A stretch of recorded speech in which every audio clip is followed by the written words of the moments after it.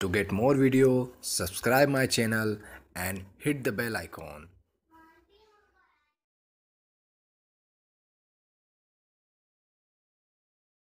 To my YouTube channel versatile Ashutosh. आज हम देखने जा रहे हैं उन स्टॉक्स के बारे में कैसे पता करें जिनमें जो है एफआईआई और डीआई के जो फेवरेट स्टॉक हैं। एफआईआई और डीआई जो है जिनको काफी एफआईआई डीआई जिन स्टॉक को काफी पसंद करती है। तो जैसा कि मैंने ऑलरेडी एक वीडियो बनाया था एफआईआई और डीआई एक्टिविटी के बारे में। तो एफआईआई जो होती है जनरली उनकी पहली पसंद तो जो होती है निफ्टी 50 के स्टॉक्स होते हैं। वो क्वालिटी स्टॉक में इन्वेस्टमेंट करना पसंद करते हैं और स्मॉल और मिड कैप में भी इन्वेस्टमेंट करते हैं, ऐसा नहीं है। बट जो निफ्टी 50 उनका जो है एक फेवरेट मतलब फेवरेट सेगमेंट है, ठीक है। तो हम अगर बात करें एफआईआई और डीआई के, अगर आप स्टॉक्स जो पसंदीदा स्टॉक है अगर वो उसमें अगर आप इन्वेस्टमेंट करते हैं तो डेफिनेटली आपको एक बहुत अच्छा रिटर्न मिलने की प्रोबेबिलिटी है। क्योंकि ये जो स्टॉक है उनमें अगर आप भी इन्वेस्टमेंट करते हैं, जब ये एक अच्छा जब भी ये स्टॉक काफी गिरते हैं तो गिरने पे अगर आप इन स्टॉक को एक्यूमुलेट करते हैं तो आपको डेफिनेटली यहाँ पे एक अच्छा रिटर्न मिलने की प्रोबेबिलिटी बढ़ जाती है। क्योंकि इन स्टॉक्स में क्या होता है, जब भी एक रेजिस्टेंस लेवल आता है फिर ये प्रॉफिट बुक करते हैं, एफआईआई डीआई वाले प्रॉफिट बुक करते हैं, जब फिर नीचे आता है फिर बाय करना स्टार्ट करते हैं। तो जो जनरली रिटेल ट्रेडर जो होते हैं, रिटेल ट्रेडर्स क्या है कि प्रॉफिट बुकिंग तो जनरली करते नहीं है, वो एकदम लेकर बैठ जाते हैं 5-5, 10-10 सालों के लिए। तो क्या प्रॉफिट बुकिंग करना बीच बीच में वो भी जरूरी है। लेकिन अगर आप प्रॉफिट बुकिंग नहीं भी करते हैं और एफआईआई डीआई वाले स्टॉक में अगर आपने इन्वेस्टमेंट किया है तो लॉन्ग टर्म में इनका रिटर्न डेफिनेटली आपको अच्छा मिलना ही है, बहुत काफी कुछ संभावना की मिलना ही है। अब हम देखते हैं कौन कौन से स्टॉक है जिनमें एफआईआई का और डीआई का काफी मतलब काफी पसंदीदा है। तो ये जो हम ये डेटा मैं आपको दिखा रहा हूँ थोड़ा सा पुराना डेटा है, बट मैं आपको लेटेस्ट भी दिखाऊंगा किस तरह से हम जो लेटेस्ट क्वार्टर में जो है हमारा जो है क्या होल्डिंग्स है इनकी। तो अगर हम बात करें एचडीएफसी की बात करें तो मार्च 2018 का जो है यहाँ पर अगर हम एफआईआई का स्टेक देखें जो 74% है। तो 74 मतलब देखिए आप खुद देख सकते हैं कि 74 मतलब एक तरीके से बोल सकते हैं एफआईआई की कंपनी है। मतलब जब एफआईआई चाहे इसको गिरा सकता है, एफआईआई चाहे तो उसको बढ़ा सकता है। और एफआईआई और डीआई अगर किसी स्टॉक में इन्वेस्टमेंट करते हैं तो काफी सोच समझने के बाद में वो क्वालिटी स्टॉक उन्होंने सब कुछ समझ लिया उसके बाद में इन्वेस्टमेंट करते हैं। अगर आप अपना दिमाग नहीं भी लगाते हैं तो आप इनके शेयरिंग होल्डिंग के हिसाब से आप अपना इन्वेस्टमेंट कर सकते हैं। अगर इनकी होल्डिंग्स अगर स्टॉक में कम होती जा रही, लगातार कम होती जा रही, तो आप भी वहां पर आप एग्जिट कर सकते हैं। अब ये देखिए अब एचडीएफसी या इंडसइंड है, एक्सिस बैंक है, आईसीआईसीआई बैंक है, ठीक है। अब हम साथ में देखते हैं कि डीआई के फेवरेट स्टॉक कौन से हैं। तो कुछ नहीं है यहाँ पे, ये आपको मिल गया top stocks held by fund manager. तो फंड में डीआई में जो है म्यूचुअल फंड्स भी आते हैं और बैंकिंग भी आती है, सब आते हैं। मगर हम यहाँ म्यूचुअल फंड्स का डेटा देख रहे हैं। म्यूचुअल फंड्स का अगर आप डेटा देखें तो म्यूचुअल फंड्स की अगर हम बात करें तो एचडीएफसी बैंक, आप देखिए HDFC, axis bank, ICICI bank, ये सारे फेवरेट है। तो आप अगर दोनों के जो फेवरेट स्टॉक है अगर आप उनमें इन्वेस्टमेंट करते हैं तो डेफिनेटली आपको काफी कुछ मतलब उन स्टॉक में प्रॉफिट मिलने की बहुत ज्यादा पॉसिबिलिटी है। चाहिए हम बात करते हैं अगर एचडीएफसी, तो एचडीएफसी का अगर हम लेटेस्ट शेयर होल्डिंग पैटर्न देखना चाहते हैं तो सबसे आसान तरीका है गूगल पर जाइए, share holdings of housing development finance corporation, ये डाला आपने। ये डालने के बाद में आप जो है यहाँ पर इकोनॉमिक्स टाइम्स की आया है, इकोनॉमिक्स टाइम की वेबसाइट आई है और उसमें हम देख रहे हैं यहाँ पे देखिए फॉरेन इंस्टीट्यूशन का जो शेयर होल्डिंग से लगभग 72.2% है।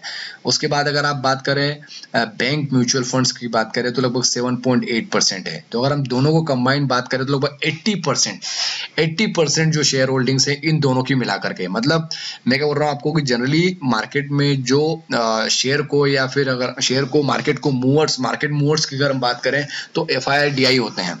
ये दोनों चाहे तो किसी शेयर को बहुत ज्यादा ऊपर ले जा सकते हैं और ये चाहे तो किसी शेयर को बहुत ज्यादा गिरा सकते हैं। अब यहाँ पर जनरल पब्लिक की बात करें, जनरल पब्लिक के पास है ही क्या, 8.33% शेयर है जनरल पब्लिक का, वो कुछ ज्यादा कुछ कर नहीं सकती। अगर काफी हैवी सेलिंग करेंगे तो एफआईआई लोगों ने अगर हैवी सेलिंग स्टार्ट कर दी तो काफी कुछ हद तक जो एचडीएफसी बैंक का शेयर एचडीएफसी का शेयर गिर सकता है।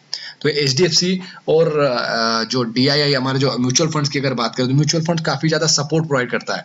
क्यों? क्योंकि आज अगर हम देखें अगर इन्वेस्टमेंट किया आपने म्यूचुअल फंड की अगर होल्डिंग काफी ज्यादा है तो उसमें क्या होता है कि एसआईपी आपकी कंटिन्यूअसली चल रही है, आपकी एसआईपी कंटिन्यूअसली चल रही है, किसी भी मार्केट गिर रहा है तब भी चल रही है, मार्केट बढ़ रहा है तब भी चल रही है, तो एक सपोर्ट प्रोवाइड करता है काफी ज्यादा, मतलब मार्केट में इनफ्लो बढ़ाता है। तो इनफ्लो बढ़ता है तो फिर वहां पे जो एक जिन स्टॉक्स में म्यूचुअल फंड होल्ड्स कंपनियों का जिन जिन स्टॉक्स में वहाँ पे इन्वेस्टमेंट जाता है तो उनको सपोर्ट मिलता है, उनको जब भी हेवी सेलिंग के टाइम पे वो सपोर्ट प्रोवाइड करता है, वो जो पैसा आपका जाता है एसआईपी के थ्रू, ठीक है। तो इन स्टॉक्स में अगर आप इन्वेस्टमेंट करते हैं डेफिनेटली आपको अच्छा रिटर्न मिलेगा। अब जैसे कि हम चाह जाते हैं यहाँ पर, जैसे एचडीएफसी बैंक, अगर आप देखें कि अगर लास्ट के 2 ईयर में अगर कोई म्यूचुअल फंड में अगर इन्वेस्टमेंट किया होगा, तो म्यूचुअल फंड में इन्वेस्टमेंट किया होगा तो आपका जनरली म्यूचुअल फंड में इन्वेस्टमेंट हो सकता है नेगेटिव हो, बट अगर आप एचडीएफसी बैंक की अगर बात करें, अगर आपने एचडीएफसी बैंक में इन्वेस्टमेंट किया होता 2 साल पहले, तो आप देख सकते हैं यहाँ पे अगर आप देख सकते हैं, अगर आपने यहाँ 2017 के दिसंबर में अगर इन्वेस्टमेंट किया होता तो लगभग आपको काफी कुछ अच्छा यहाँ पे रिटर्न 17 के इन्वेस्टमेंट काफी कुछ अच्छा यहाँ पे रिटर्न पॉजिटिव रिटर्न मिलता। अगर हम थोड़ा और पीछे जाएं, अगर हम जनवरी की बात करें, अगर हम बात करें थोड़ा सा, जैसे हम जनवरी में आए थे, अगर 2017 जनवरी की बात करें और अभी जैसे मान लीजिए 2017, 18, 19 2 ईयर, अगर 2 साल की बात करें तो लगभग 70-80% रिटर्न मिल गया आपको। अगर आप म्यूचुअल फंड में इन्वेस्टमेंट किया हो तो आपको लगभग यहाँ पे 10% भी अगर रिटर्न आपको नहीं आया। ये स्टॉक्स क्या है कि इन स्टॉक्स में सबसे, ऐसा नहीं कि एचडीएफसी में पर्टिकुलर बता रहा हूँ, और भी स्टॉक्स अगर आप देखेंगे, जैसे मान लीजिए आईसीआईसी बैंक देखें, आईसीआईसी बैंक अगर आपको पता है आईसीआईसी बैंक में बीच में जो है थोड़ा सा इशू आए थे, इशू होने के कारण जो है स्टॉक्स बीच में गिरा भी सही, बट गिरा है तो क्योंकि ये जो एफआई और डीआई वाले जो स्टॉक में इन्वेस्टमेंट करते हैं, उन स्टॉक में इन्वेस्टमेंट करते हैं जिनमें की फाइनेंशियल हेल्थ काफी अच्छी हो। तो अगर हम फाइनेंशियल हेल्थ की बात करें, अगर आप बात करें तो अगर हम फाइनेंशियल हेल्थ की बात करें तो जैसे कि हम एचडीएफसी की बात करते हैं, तो एचडीएफसी की बात करें, फाइनेंशियल हेल्थ की बात करें, तो आप देखिए ग्रॉस प्रॉफिट की अगर आप बात करते हैं तो लगभग अगर आप 5 क्वार्टर की बात करें तो लगातार एक काफी अच्छा स्टेबल परफॉर्मेंस है इसका। देखिए आप, काफी अच्छा स्टेबल परफॉर्मेंस है इसका। ग्रॉस प्रॉफिट की बात करें, काफी अच्छा स्टेबल परफॉर्मेंस है। तो ये सब देखने के बाद ही एफआई और डीआई स्टॉक को सिलेक्शन करते हैं। अगर हम आईसीआईसी बैंक की बात करें, जो आईसीआईसी बैंक अभी काफी कुछ बीच में गिर गया था, कि वो गिरा इस कारण से नहीं कि फाइनेंशियल उसमें कोई कंपनी दिवालिया हो गई थी, ऐसा कुछ नहीं है। थोड़ा सा वहां पर जो भी मैटर हुए थे उस कारण से वो गिरा।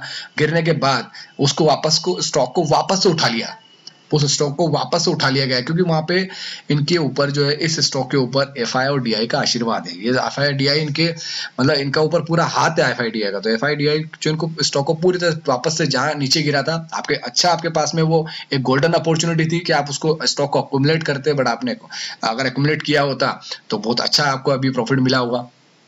तो अगर हम आईसीआईसी बैंक की भी अगर उसकी बात करें, ग्रॉस प्रॉफिट की, अगर आप आईसीआईसी बैंक की बात कर रहे हैं, ग्रॉस प्रॉफिट की बात करें, तो लगे काफी शानदार इसने रिजल्ट पोस्ट किया। देख रहे हैं आप, काफी शानदार इसने रिजल्ट 5000 करोड़, 7000 करोड़, 5000, 5000, 6000 करोड़, काफी अच्छा इसका क्वार्टरली परफॉर्मेंस है। तो शेयर की हेल्थ काफी अच्छी है। और भी पैरामीटर इसके, यही अकेला पैरामीटर नहीं, इसके अलावा भी और भी पैरामीटर्स होते हैं। तो ये काफी कुछ चेक करने के बाद ही एफआईआई और डीआई वाले लोग इन्वेस्टमेंट यहाँ पे करते हैं। तो अगर आप इस टाइप के स्टॉक्स में अगर आप इन्वेस्टमेंट करते हैं, और इस तरह से आप होल्डिंग्स, मैंने चेक करना बताई दी आपको कि होल्डिंग्स किस तरह चेक करना। होल्डिंग चेक करने के लिए, किसी भी स्टॉक की होल्डिंग चेक करने के लिए आप सिंपल से यहाँ पर जो है शेयर होल्डिंग्स जैसे डाला है, किसी भी स्टॉक की होल्डिंग्स आप यहाँ पे चेक कर सकते हैं।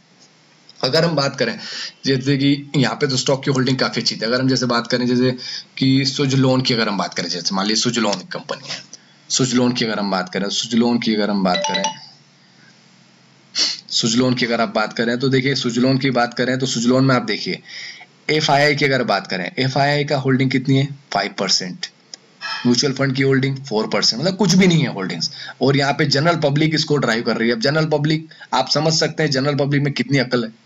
एफआईआई वाले ड्राइव करेंगे, डीआई वाले ड्राइव करेंगे, जनरल पब्लिक ड्राइव करेंगे। यहाँ पे जनरल पब्लिक मतलब इसकी जनरल पब्लिक मेन मुखिया बन चुकी है यहाँ पर। तो आप जनरल पब्लिक, इसकी हेल्थ अगर देखेंगे आप सुजलोन की, इसको उठाएगा कौन? इसको उठाने के इसके ऊपर किसी का आशीर्वाद। मैंने आपको क्या बोला कि एफआई और डीआई अगर किसी स्टॉक्स में उनका ऊपर हाथ है तो वो स्टॉक बढ़ने के पूरे चांसेस। पर आप देखिए कंटिन्यूसली ये स्टॉक जो है गिर रहा है। आप देखिए कंटिन्यूसली, इसको उठाने वाला है ही नहीं, कोई भी उठाने वाला नहीं है। कौन उठाएगा इस स्टॉक को? एफआई और डीआई की ज्यादा कुछ, एफआई जो जितनी छोटा से स्टॉक के जो एफआई का छोटी सी जो होल्डिंग्स है वहां पर, वो थोड़ा सा प्रॉफिट अर्न करते हैं, ऊपर ले जाते हैं स्टॉक को, फिर सेलिंग स्टार्ट कर देते हैं। बट यहाँ पे कुछ ज्यादा होल्डिंग्स नहीं है। बट आप देखिए काफी कहाँ था ये शेयर, कितना पहले, अगर और पहले जाएंगे ना, कहाँ था शेयर और आज किस कंडीशन में पहुंच चुका है। तो यहाँ पर कोई उठाने वाला नहीं है शेयर को। तो इस तरह के अगर आप स्टॉक में लॉन्ग टर्म के लिए होल्डिंग्स अगर आपने कर दी, जब आप सोच रहे हैं कि मुझे 10 ईयर के लिए 20 ईयर के लिए होल्डिंग्स करना है और मैं ऐसा स्टॉक लेके बैठ जाऊं, तो इस टाइप के अगर स्टॉक आपने गलती से अगर लेके बैठ गए तो 20 रुपए का स्टॉक आपका 5 रुपए आ गया, मतलब आपके जो आपने सोचा था कि मैं 10 गुना कमा लूंगा, उल्टा आपने जो यहाँ पे आपका 10-20-25% रहेगा, 100 रुपए थे आपके, रुपए 25 रुपए रहेगा।